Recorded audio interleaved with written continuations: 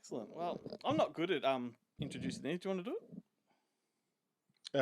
Well, we didn't watch any films together this week, I know, that's why I was trying to which pass is the buck. very interesting, very unusual for us. No popcorn tricks to be had.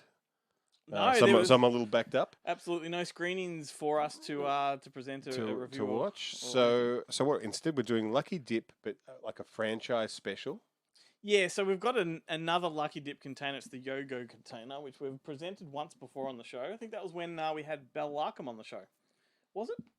I don't remember. Anyway, it's a Yogo container full of franchises, and we're just going to pluck them out and talk about franchises. But the real question that everybody out there and in here wants to know is there Skittles in the bottom of this one? Imagine if there's Skittles and Yogo. That's a was good Yogo. combo.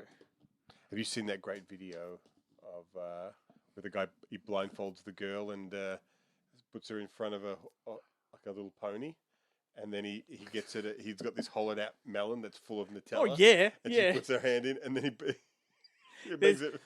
TikTok is riddled with the same thing, but usually it's like an orange, and they put their finger in it, and it's the dog when you pull it away. It's, that's amazing. We probably haven't explained it very well. That's but what. yeah. If you know, you know. If it was Yogo, Yeah. There's also the ones where the parents are on the toilet and ask the toddlers to come in and pass them some toilet paper, and when they do, they sort of smudge chocolate on them, and the kids don't know what to do. Anyway, did you pull one out? no, I didn't. Do it. I wasn't sure if I was going first. Let's keep this a nice and short video. Let's do 2 each and just plow through them, I reckon. Texas Chainsaw Massacre. There you go. He says it like, oh, how coincidental. It's because we referenced it. We've been talking about it off mic. Yeah, that's right. And it is one of your all-time favourite films. I would say first so. one. The first I don't one, know yeah, the yeah. franchise. Is it one of your No, not the all-time franchise. favourite franchise? It's a messy franchise, but I think number one is just an example of a perfect independent film.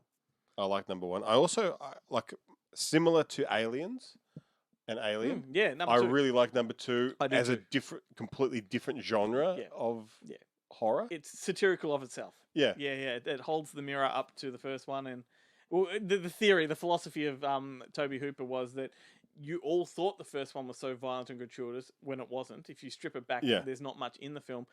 And he's like, well, I'll show you what that looks like. Which, funnily enough, is exactly what Tom Six did with the Human Centipede. Yeah, He's like, we don't really show you anything in the Human Centipede.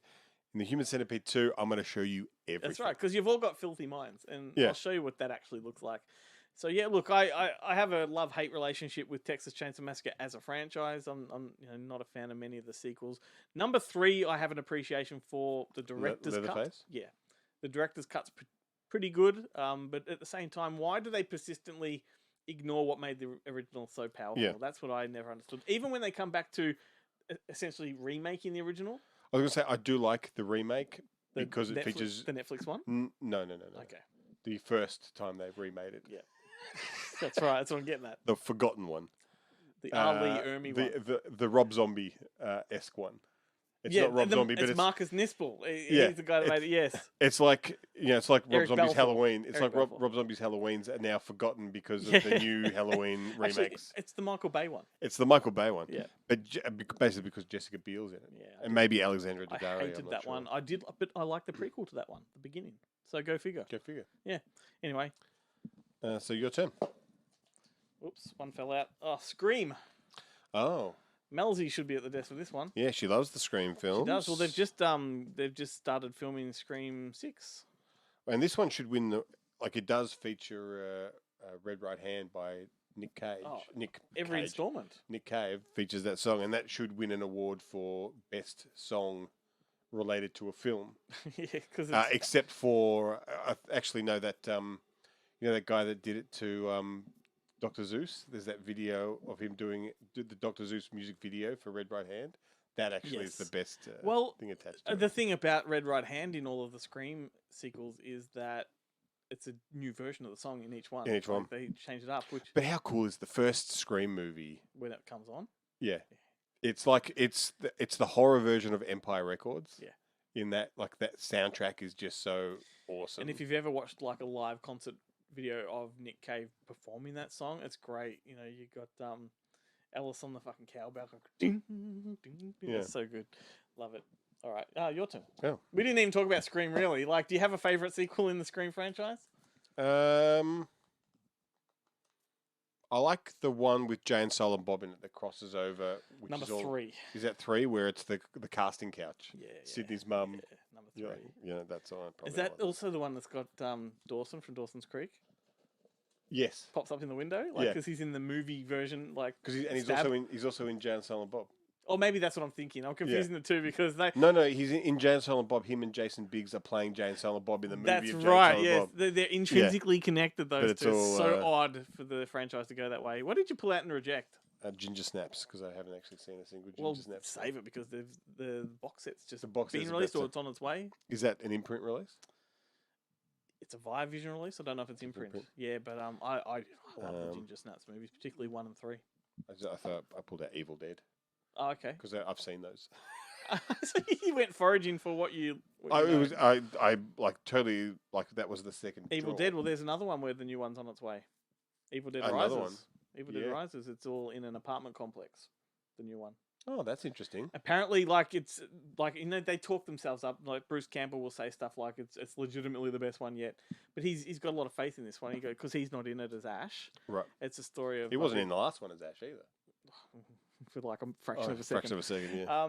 No, but that story also like in a way, if you dig deep enough, is connected to his timeline. Whereas this one is an Ash universe movie, just elsewhere in that universe. I mean, personally, I think the best sequel to the Evil Dead, or the first 3, shall we say, the original trilogy, The show. is the Do you remember there was a website called Drew's Scriptorama? I vaguely know it. In the early days. This is the early days of the internet, post bulletin board. So the HTML internet. There was a internet repository called Drew's Scriptorama where you could download like just about any movie script, but people would also upload. They presented them as if they were like official, like this, and someone had done an Evil Dead script that theoretically this is the script that they won't let them make, kind of thing. That's how it was presented, and I downloaded it and read it, and it was fucking amazing. I wonder if that's where because I downloaded and sent to Jarrett the script for Weekend at Bernie's 3. Yeah, I'm just going to check right now live. Is Drew's Scriptorama still Don't know, around? but yeah, there you go. So there was a Weekend at Bernie's 3 in script form. It just never actually got made. It is. Look, it's Scriptorama. There you go. And still, hang on, what does it say? Yeah, the above link is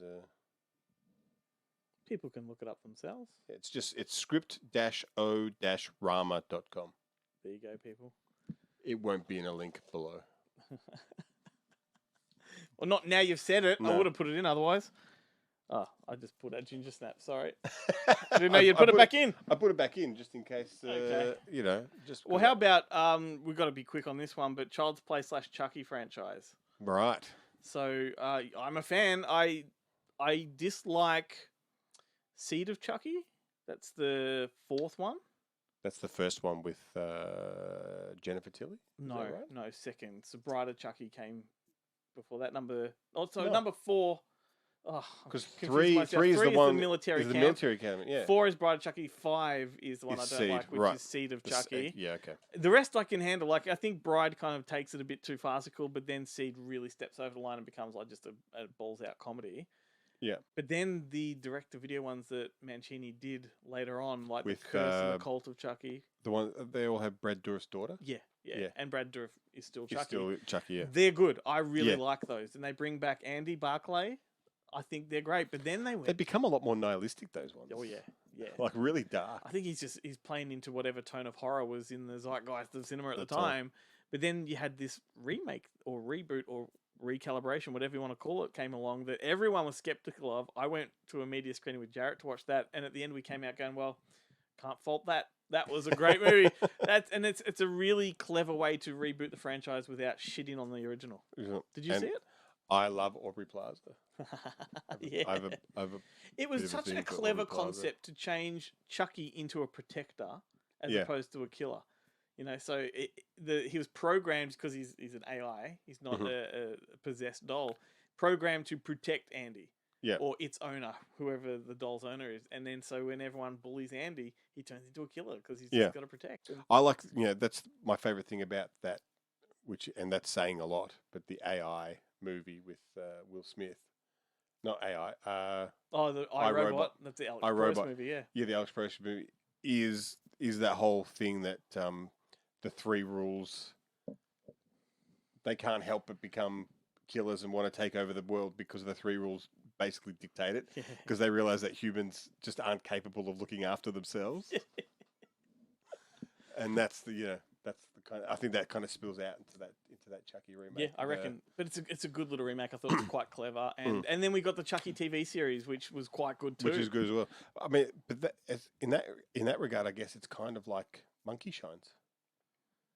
Like the monkeys becomes the protector. He just feeds, except he feeds off the guy's darker desires. It's kind of a story that's been told many times, the whole, program to protect kind of thing, but I just think it was a clever way to do a remake. It's like Man's Best Friend and all that sort of stuff. Totally. They're all like well, there we go. Nice protectors sharp, that become killers. alternative Lucky Dip video. There we go. Franchises. See you Thursday night, everyone.